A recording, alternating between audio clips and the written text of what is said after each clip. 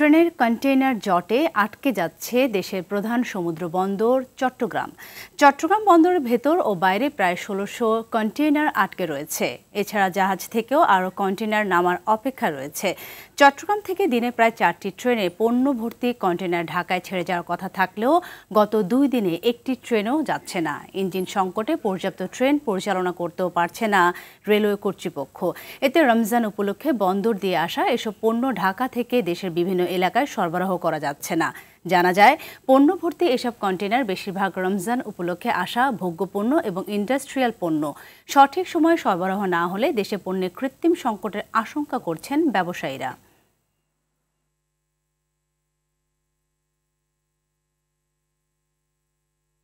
দর্শক, এ বিষয়ে বিস্তারিত জানাতে চট্টগ্রাম বন্দর থেকে সরাসরি যুক্ত হচ্ছেন সহকর্মী সাইফুল মাহমুদ।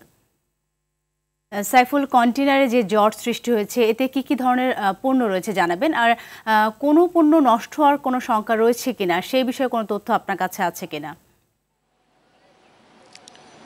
জি সাথী, আসলে যেমনটি বলেছেন, রেলের ইঞ্জিনের স্বল্পতার কারণে কিন্তু চট্টগ্রাম বন্দরে কন্টেইনার জট দেখা দিয়েছে। আমি আসলে আপনাদেরকে একটু দেখানোর চেষ্টা করছি। এই মুহূর্তে আমরা যে জায়গাটিতে দাঁড়িয়ে আছি এখান থেকে কিন্তু আসলে যেই কন্টেইনারগুলো ঢাকা যাচ্ছে ঠিক সেখানে দাঁড়িয়ে আছি আমরা এবং এই রেল লাইনের উপরে কিন্তু ট্রেনের কন্টেইনার নিয়ে ট্রেন কিন্তু অপেক্ষা করছে। ইঞ্জিন স্বল্পতার কারণে কিন্তু আসলে যেতে পারতেছে না। প্রতিদিন চট্টগ্রাম বন্দর থেকে 4টি ট্রেন কিন্তু ঢাকা কন্টেইনার নিয়ে যায়। প্রতিদিন একটি ট্রেনে করে 140 থেকে 160টি কন্টেইনার নিয়ে যাওয়া হচ্ছে, কিন্তু গত 2 দিনে কিন্তু একটি ট্রেনও কিন্তু ছেড়ে যায়নি এবং এই মুহূর্তে কিন্তু কন্টেইনার জট দেখা দিয়েছে এবং যেই কন্টেইনারগুলো রয়েছে সেই প্রতিটি কন্টেইনারে কিন্তু রমজানের পণ্য রয়েছেন বলে ব্যবসায়ীরা জানিয়েছেন।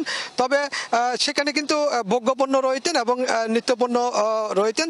তবে যেই ফল রয়েছেন সেগুলো কিন্তু আসলে পৌঁছে দেওয়ার সম্ভাবনা এই মুহূর্তে কিন্তু কম, যেহেতু আসলে মাত্র 2-1 দিনের সমস্যা, হয়তো পরবর্তীতে দীর্ঘ সমস্যা হলে তাহলে কিন্তু এগুলি পচার একটা সম্ভাবনা রয়েছে। যেহেতু রমজান উপলক্ষে অনেক ব্যবসায়ী খেজুর এবং ফল ফ্রুট বিদেশ থেকে আমদানি করেছেন।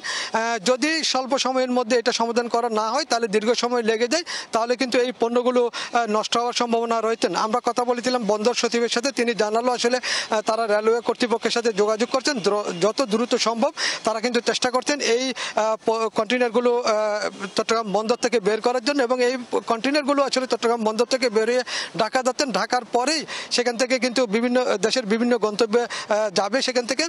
তবে শুধু চট্টগ্রাম বন্দরে নয়, এই আউটারে কিন্তু অনেকগুলো জাহাজ কিন্তু কন্টেইনার বাহী জাহাজ অপেক্ষা করতেন।